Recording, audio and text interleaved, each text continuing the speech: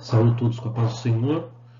Convido vocês a abrirem a sua Bíblia em Jó, no capítulo 25. Um capítulo bem curtinho. Nós vamos ler do versículo, todo o capítulo, que é do versículo 1 ao versículo de número 6. Tá bom? Como de costume, eu vou fazer minha leitura aqui na Bíblia da Nova Tradução da Linguagem de hoje. Nos diz assim: Então Bildade, da região de Sua, em resposta disse: Deus é poderoso e deve ser temido. Ele faz com que haja paz no céu. Será que alguém já contou os seus anjos? Haverá alguém sobre quem a sua luz não brilhe? Pode alguém ser correto diante de Deus? Pode um simples mortal deixar de ser culpado? Para Deus, até a lua não tem brilho e as estrelas têm defeitos. Quer dizer, então, do ser humano, esse inseto? Que valor tem este verme para Deus? Essas são o discurso de Bildade, a terceira fala de Bildade. Então, relembrando aí, capítulo 22, nós vimos o discurso de Elifaz, acusando Jó de diversos pecados, e sempre os amigos de Jó, não só Elifaz, como Zofar, como Bildade, batendo sempre na tecla do arrependimento, que Jó se arrependesse, se convertesse, como, entre aspas, dos seus maus caminhos. E Jó, no capítulo 23, ele, em mais um discurso de desabafo, né, ele usava muito esses discursos para rebater algumas críticas dos seus amigos, enfim, mas em muitos deles nós vemos ele usando como desabafo, né? Então aqui mais um, ele desejando apresentar-se a Deus e ao mesmo tempo, embora às vezes muito desfalecido, nós vemos um pouquinho de esperança, né? Nós vemos ele ali confiando na misericórdia divina. Então no capítulo 24, o que nós vamos ver? Nós vamos ver um ponto ali que já estudamos anteriormente, e ele é um ponto, vamos falar assim, de bastante ponto de vista divergente. Tá? Que os ímpios sofram um castigo nessa vida.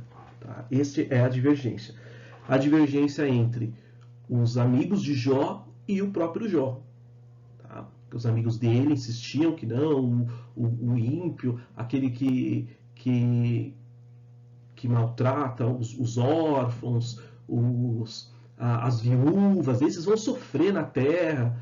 E aí até nos discursos que nós estudamos no passado, em algumas lições passadas, nós vimos Jó ele fazendo aquela pergunta que muitas vezes a gente também faz. Né? Que tipo de pergunta? Aquela pergunta que a gente espera que a resposta ela seja praticamente uma negação. Às vezes, ou a gente espera uma negação total ou uma negação quase total. Um exemplo, uma pergunta que eu espero que vocês respondam praticamente negando.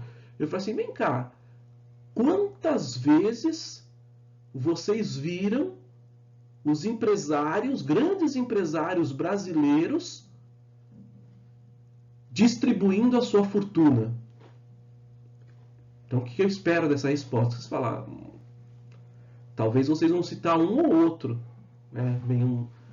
Por exemplo, aquele que era o Salvador, lá, que era o dono da termomecânica, até que eu saiba, né? Tenha conhecimento que não tinha família. Né? Então, provavelmente, quando ele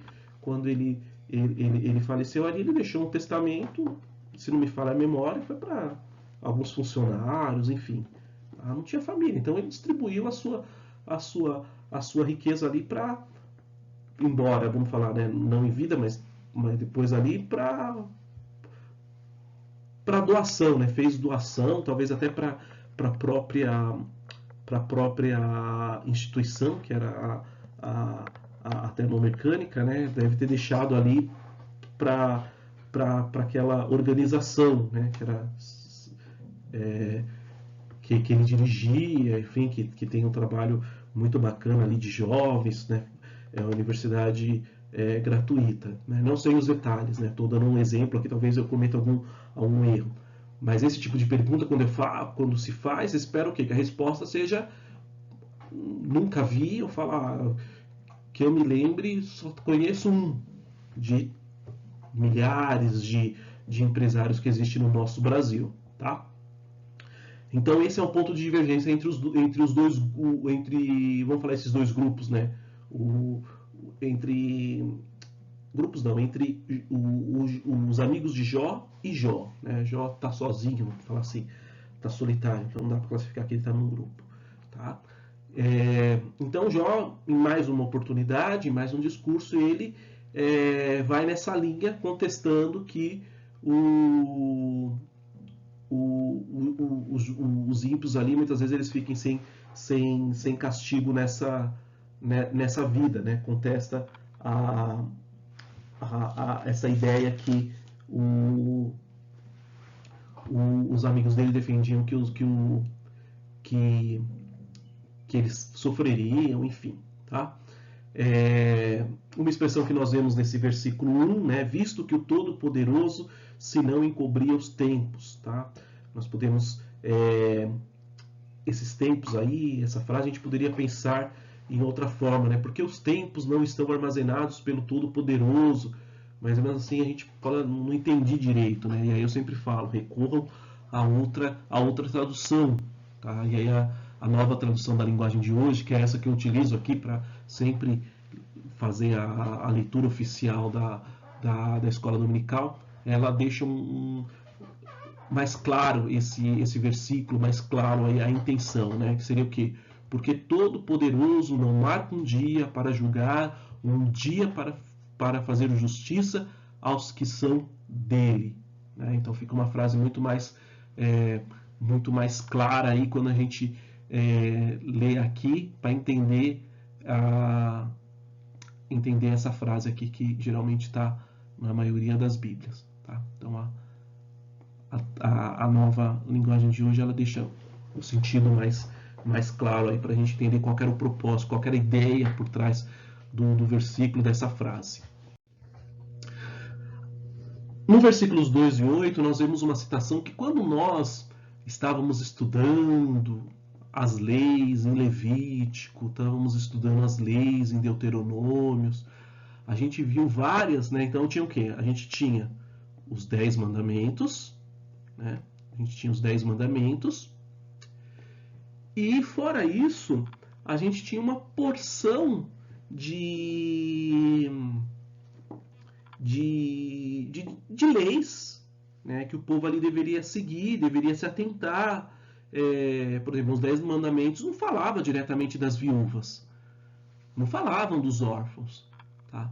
Mas quando a gente pegava esse compilado aqui de leis, de tratados, de acordos, né, vamos falar assim, em Levíticos, em Deuteronômios, então a gente via focando nesse aspecto, nesse ponto, tá?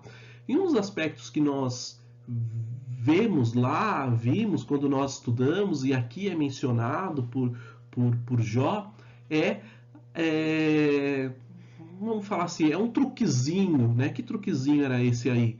Era a remoção dos limites, né? Você tem ali, vamos pensar numa propriedades, né? A gente tem uma propriedade, eu tenho outra propriedade aqui, e aqui tem outra, tá? E aí se condenava a ação de pegar e fazer isso aqui, ó. Esse fulano aqui, ele avançou a propriedade do outro, né? Como que diz lá o texto bíblico, mudar os marcos, né? Eu viajava muito, né? Sempre comento para vocês que viajava muito para o Nordeste, mas quando a gente viaja para qualquer interior, qualquer lugar, que a gente vê? A gente vê muito aquelas estacas, né? Aquelas delimitações com arame lá, né? separando a propriedade, separando, ó, aqui pertence a uma pessoa, aqui pertence a outra, tá? Então, a remoção desses limites era um crime sério, né? O infrator ali, ele estava sujeito a penalidades divinas, tá? Então, você invadir uma propriedade do outro, né? O que a gente até vê aí em alguns grupos que fazem isso, tá? Então, à luz da Bíblia, no contexto do Antigo Testamento, isso aí era uma violação gravíssima e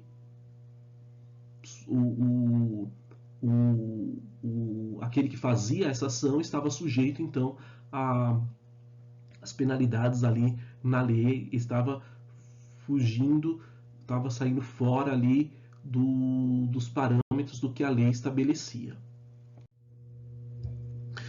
E nesse próprio bloco de versículos que nós estamos vendo agora, né, estamos discorrendo sobre eles, vou dar a caneta aqui, estamos falando do versículos 2 a 8, Jó ele lista ainda mais uma infinidade de atos que são condenáveis, não são espelho para ninguém, são, como que eu posso falar, fugiu a palavra agora, são abomináveis, que homens praticam, tá? Então esse primeiro que a gente viu, o aumento das divisas, saque de ovelhas, tá?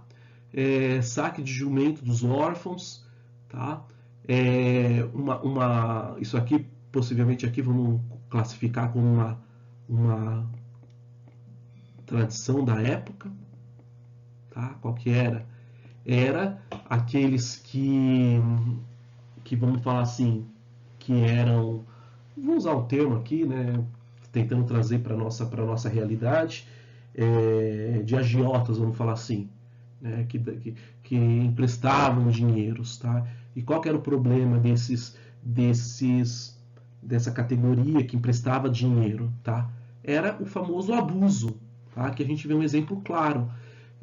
Eles ficavam com os bois das viúvas como garantia do pagamento de empréstimo, tá? Então você imagina uma viúva que ela tinha bois, vacas, as vacas, vamos falar assim, era que dava um leite ali, sustento para a família, mas por uma fatalidade do destino, vamos falar assim, aquela família se viu órfã, tá? O provedor da casa, ele veio a falecer, e ali a mulher, ela se viu em uma situação, vamos falar assim, delicada, complicada, e aí vamos imaginar, vamos colocar nos nossos dias, para dar conta do aluguel, para dar conta da prestação da casa, ela teve que recorrer a uma ajuda externa, tá? O problema é que esse ajudante externo emprestava com uma mão e teoricamente tirava com a outra, ficava com os bois da viúva como uma garantia, tá? E aí qual que é o problema dessa garantia? Que você então estava subtraindo aquele sustento que ela tinha, tá? Então emprestava com uma mão, tirava com a outra, aquela expressão que a gente usa bastante aí, né? Uma mão e a outra tira. Então isso era o problema, tá? Outro que ele comenta é a exploração, tá? A exploração ali dos pobres. Imagina os pobres ali, então eles se sujeitavam a trabalhar nas grandes propriedades vamos falar assim, daqueles que tinham fazendas, né? Dos donos de grandes hectares, e aí eles trabalhavam o dia todo, trabalhavam em todas as épocas das estações, e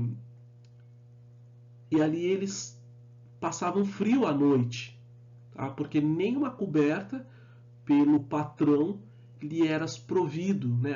Dorme de qualquer jeito, aí dorme um pouquinho só que amanhã você vai já tem mais trabalho no campo para fazer, tá? Então ali eles tinham um serviço análogo, vamos falar assim, à escravidão, tá?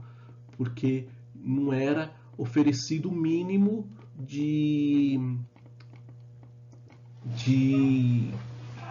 o mínimo que o ser humano necessitava, tá? Outro exemplo aí que ele cita também é também esses mesmos trabalhadores em que trabalhavam sobre dias, sobre chuva, e aí ficavam encharcados, e vamos imaginar que quando caía um grande pé d'água, eles acabam se refugiando em abrigos, né? Mas ficavam ali encharcados, enfim.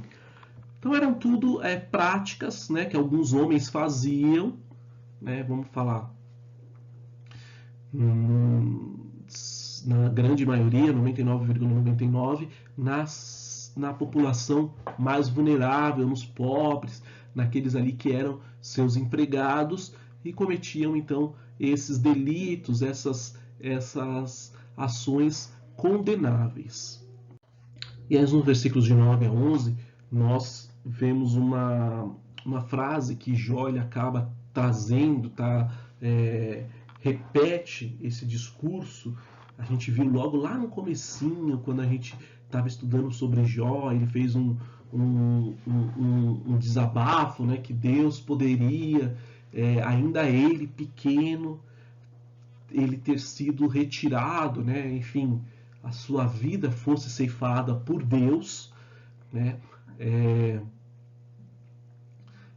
ainda ele com dias ou meses de vida, e aí ele poderia ser tirado ali a sua vida ter sido tirada quando ele ainda mamava no peito da mãe, tá? E aí então ele traz esse discurso, né? Mas agora ele vamos falar assim de uma forma irônica, né? Agora ele usa isso como uma forma falando, olha, né, Deus, em algumas situações, ele deixa, né, que as pessoas arranquem uma criança do peito da sua mãe. Então agora ele está falando justamente das maldades, enfim, que esses homens cometiam, tá? Então é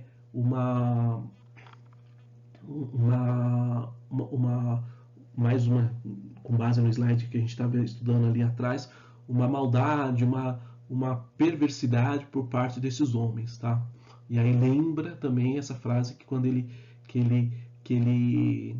comentou lá atrás, né, que Deus poderia ter tirado ele. E aqui ele está falando justamente, dando um exemplo de um caso real, vamos falar assim, que acontecia, e aí ele agora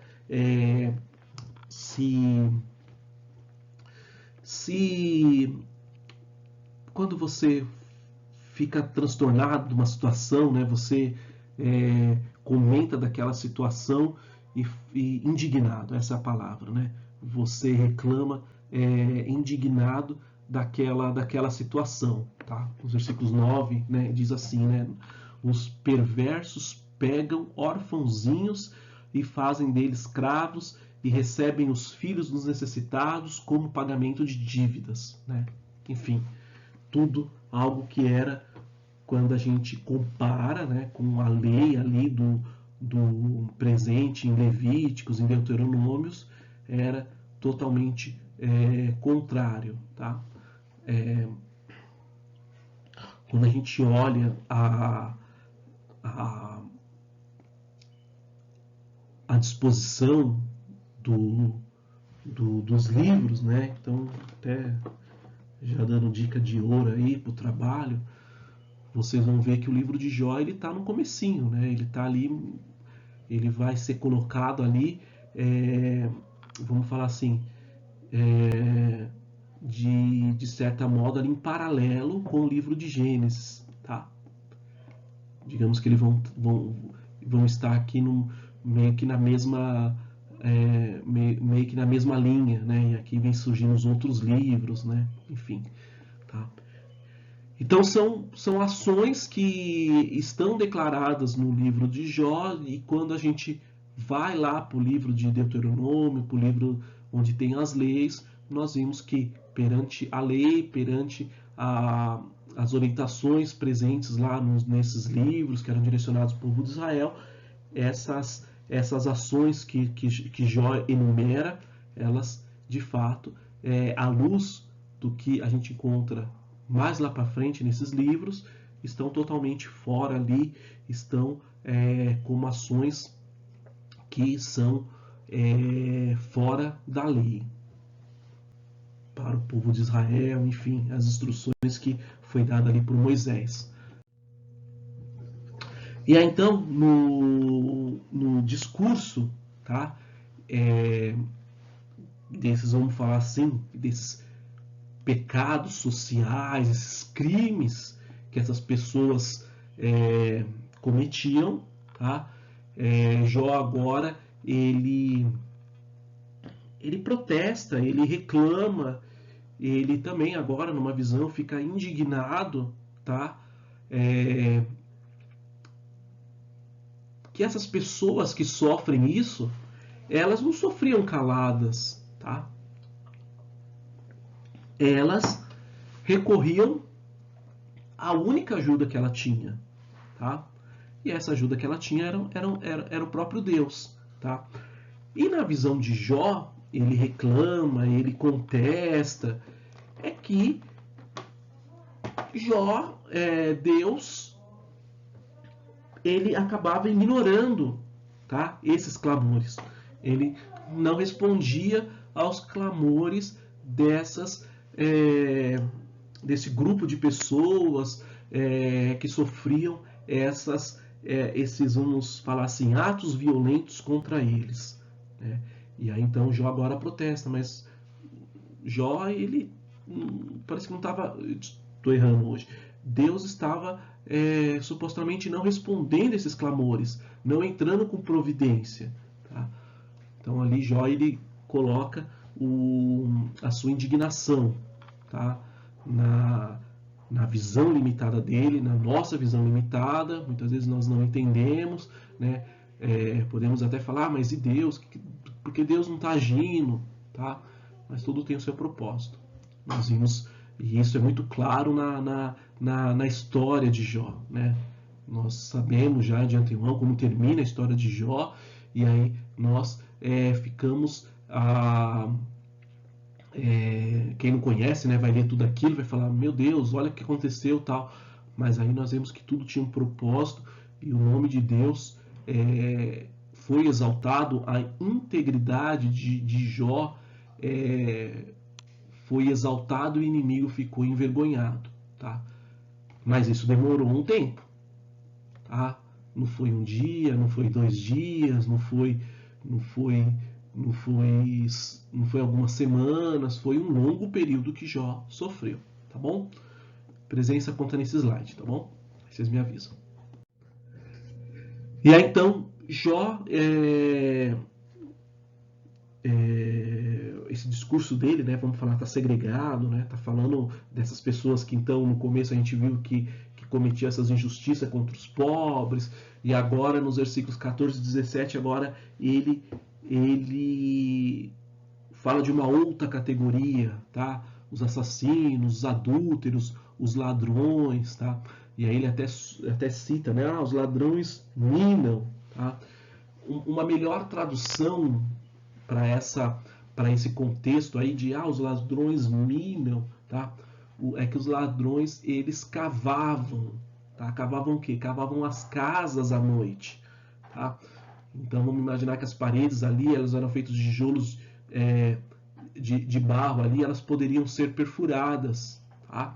Ou, né, vamos pensar ali em o que a gente vê muito hoje, né? A gente viu vários até virar filme, né? O assalto ao Banco Central, em que os ladrões, o que eles fizeram? Eles literalmente cavaram, né? Cavaram lá, alugaram uma casa, se eu não me engano, ficava aqui, tá?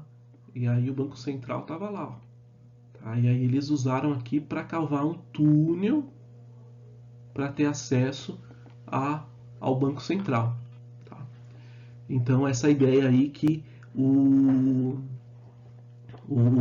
a palavra minar, né? Então associem-se sempre a cavar, tá? E aí tem outra expressão aqui: sendo conhecidos, sentem os pavoros da obra da morte. Tá? É um texto aqui falando dos ladrões. Tá? Os ladrões era o quê? É um grupo que eles eram à noite, né? Vamos falar assim, à noite se tinha todo aquele medo, né? Os perigos. Vamos pensar que a gente está numa sociedade, vamos falar assim, ruralista, né? Uma sociedade ali que não estava na cidade, mais predominante a questão do campo. Então, à noite tinha os seus perigos. Tá? Então, alguém ficar aquela expressão popular que a gente usa, né? O Deus dará, dando sopa à noite, era um perigo. Perigo por conta dos animais, perigo também por conta dos ladrões, porque sabia então que os ladrões, eles ali à noite, eles é onde praticavam as suas ações. Tá? Então, era alguém que era perito nos perigos da escuridão, nos temores da escuridão. Tá? Então, quando todo mundo tinha medo ali, os ladrões ali eles conheciam bem, administravam o perigo. Então, é por isso que a gente pode interpretar esse versículo aqui como isso, né? Porque eles têm familiaridade com os terrores da grande escuridão. Os versículos 18 a 25, eles são os versículos que geram uma certa discussão, uma certa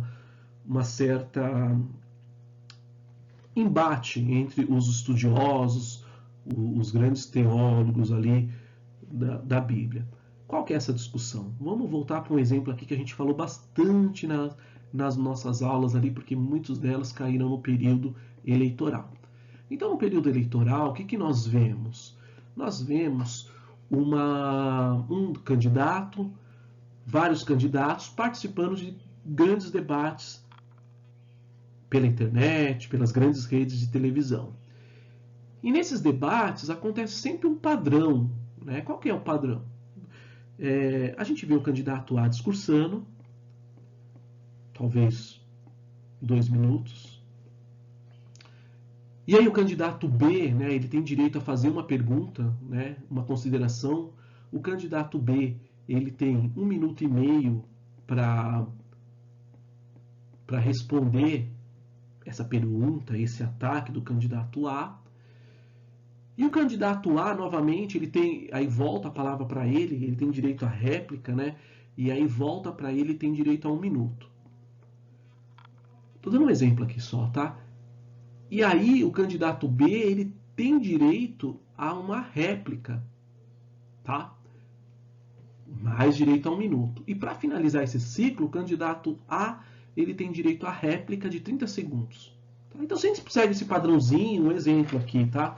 Aí vem agora o outro candidato. Segue a mesma coisa. O B vai fazer para o C, vai voltar a palavra para o B, o C vai ter direito, e aí depois volta a palavra para o B. Tá? Então, quando a gente pega a estrutura do livro de Jó, o que nós vamos ver? Nós vamos ver que ele fala 3 vezes. Lá no capítulo tal, falou uma vez, depois Jó falou. Ele foi lá no outro determinado capítulo, foi lá, teve o seu discurso de novo, depois Jó veio lá, falou, e aí depois a gente vê uma terceira vez ele falando, tá? Com Jofar, com Bildade, a mesma coisa. A gente vê lá ele falando uma vez, 2 vezes, 3 vezes. Embora nessa terceira vez aqui que ele fala, é uma fala extremamente curta. Né? E ainda mais para uma terceira, né? A gente pode falar que cada vez esses ânimos estão alterados, esses ânimos estão à flor da pele, os discursos tornam-se mais agressivos, mais a subida de tom entre eles, né? Então esses versículos 18 ao 25, eles são em grande partes, na maioria das vezes, assumido que eles pertencem a Zofar, tá?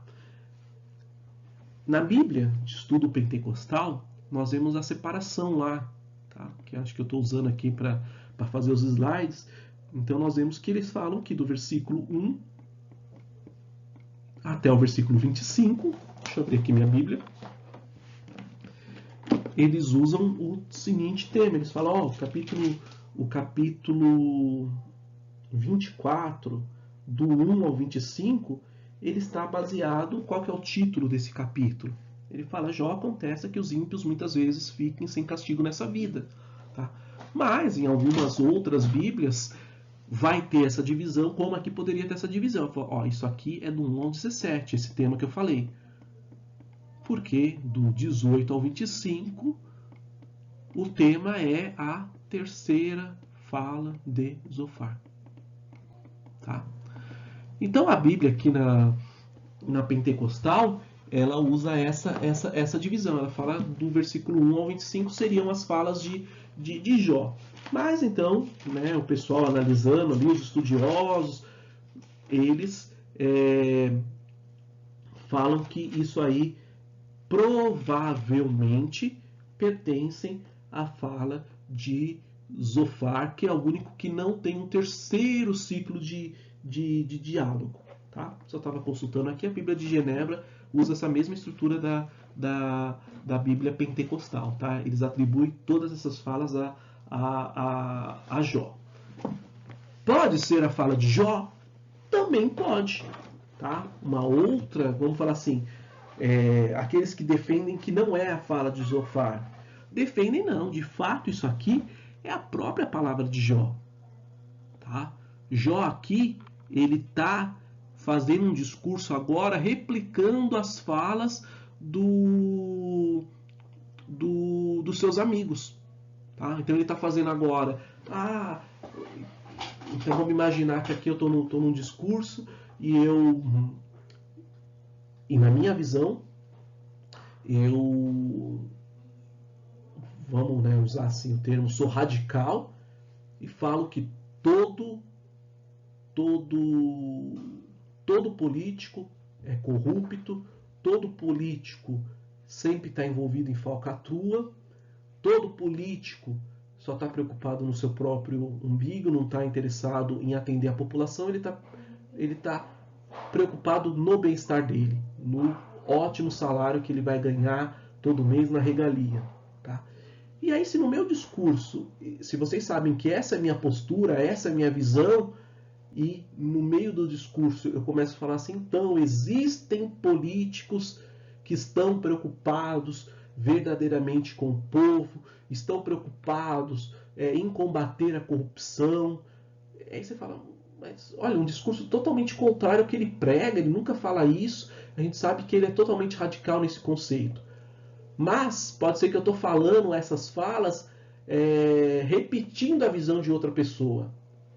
Para depois, quando eu continuar a minha fala, eu falar, então, pessoal, vocês acreditam nessa história da carochinha que eu acabei de falar? Claro que não. Vocês sabem que é tudo corrupto. Então, talvez eu use uma frase ali, que são a visão de outras pessoas, para, lá na frente, reforçar o meu discurso e refutar essas palavras que eu acabei de falar, que não são minhas. Eu estava copiando o discurso de alguém.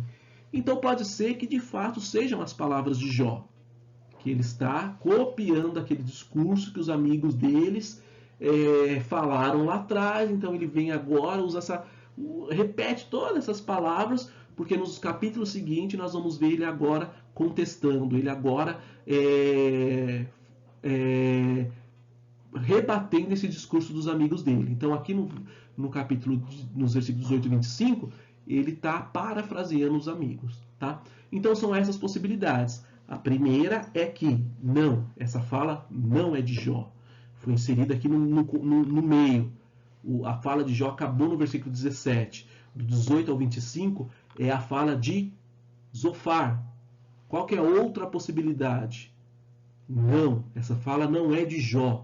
Essa fala é de Bildade. Porque Bildade só tem 6 versículos dele no próximo capítulo? Não. Então, na verdade, a fala de Bildade começa aqui no capítulo 18 do versículo 18, termina no 25 e avança o capítulo 25 nesses 6 versículos, tá bom? Então, no capítulo 25 é a última fala de Bildade, tá? E Bildade sustentando ali que o homem não pode, sem prejuízo, justificar-se diante de Deus. Então, nós vamos ver temor, domínio, tá? Vão ser expressões ali que nós vamos ver presente nesses versículos 1 e 2, que provavelmente eram citações, uma resposta ao comentário de Jó, lá no capítulo 23, nos versículos 13 e 17. 23, 13 a 17. Né? Deus faz o que Ele quer. Quando Ele decide fazer alguma coisa, ninguém pode impedir. Isso é Jó falando. Ele levará até o fim o que planejou fazer comigo e também realizará todos os seus outros planos. Por isso eu perco a coragem na presença dele. E quando penso nisso, fico apavorado. A escuridão me deixou cego, mas é o Deus Todo-Poderoso que me põe medo e não a escuridão. Então, Bildade agora trazendo essas palavras, qual que é a ideia dele? Tá?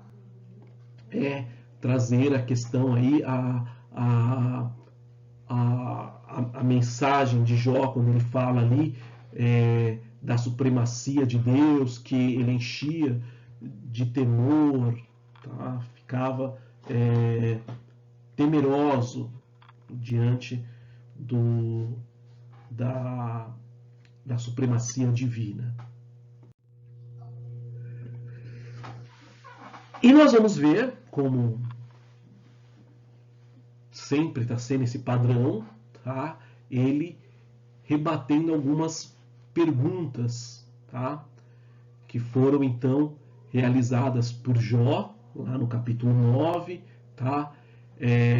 Realizadas, ele rebate também aqui, coloca em pauta, coloca na mesa, tá? Perguntas também que foram realizadas ali pelos seus amigos ali, e mais claramente ele faz, tá? Nos capítulos 4, nos capítulos 15 de Jó, tá? E por que ele até está trazendo um discurso aqui de ele faz, está colocando, evidentemente, né, sempre a ideia é rebater Jó aqui. Qual que é o ponto que eles discutem? Que uma pessoa ela não pode ser justa nem pura diante de Deus. Tá? Isso aqui é impossível, sem chance. Tá? Então, na visão de Bildade. Tá? Então, o que ele relata ali? Fala do domínio da majestade de Deus nos céus versus o homem.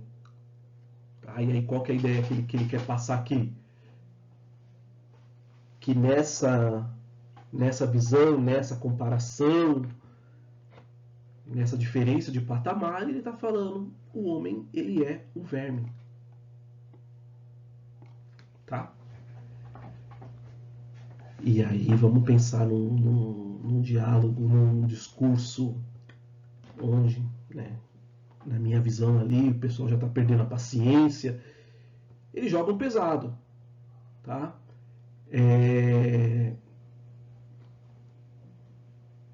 Quando nós vimos lá no capítulo 7 de Jó, o versículo 5, nós vemos Jó declarando: o meu corpo está coberto de bichos, de casca de feridas, a minha pele racha. Tá? E aí quando ele cita verme, é uma resposta insensível, eu a coloquei aqui. É um ataque a Jó. Tá? O que estava nessas entrelinhas? Tá? Que Jó, né, eu coloquei aqui, Jó não precisava esperar a morte para se aconchegar juntamente com os vermes. Tá? Então, foi algo bem ali um teor bem agressivo, uma palavra muito dura, uma associação muito perversa, muito pesada, tá? Da parte de Bildade para com Jó, quando ele usa essa palavra aqui, verme, ele tá, né, tem todo um contexto, todo embasamento, tá? Então ele quer atacar de fato o seu amigo. Amém, irmãos? Então, fiquem com Deus. Tenham uma ótima semana. E estamos caminhando para o finalzinho aí do livro de Jó. Então, continuem firmes aí, que vamos concluir mais um livro logo, logo, para a glória de Deus. Deus abençoe todos vocês. Fiquem com Deus.